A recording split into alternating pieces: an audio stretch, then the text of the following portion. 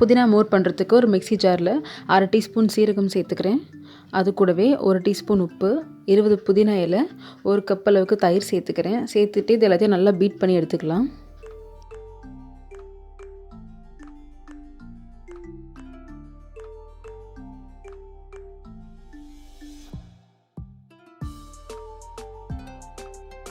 Beat பண்ண தயிரை வந்துட்டு ஒரு பாத்திரத்தில் ஊற்றிக்கிறேன். அது கூடவே 3 கப் அளவுக்கு ஐஸ் வாட்டர் சேர்த்துக்கிறேன். தண்ணி வந்துட்டு நீங்கள் எவ்வளோ வேணாலும் சேர்த்துக்கலாம். மோர் தண்ணியாக இருந்தால் நல்லது தான். ஸோ இதில் 3 கப் அளவுக்கு ஐஸ் வாட்டர் சேர்த்து நல்லா கலந்து விட்டுட்டு கடைசியாக ஐஸ் க்யூப்ஸ் ஆட் பண்ணி சர்வ் பண்ண வேண்டியது தான்.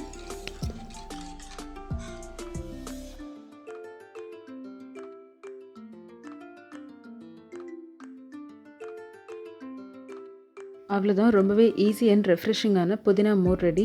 இந்த சம்மருக்கு ரொம்பவே நல்லாயிருக்கும். ஸோ கண்டிப்பாக ட்ரை பண்ணி பாருங்கள். தேங்க்ஸ் ஃபார் வாட்சிங்.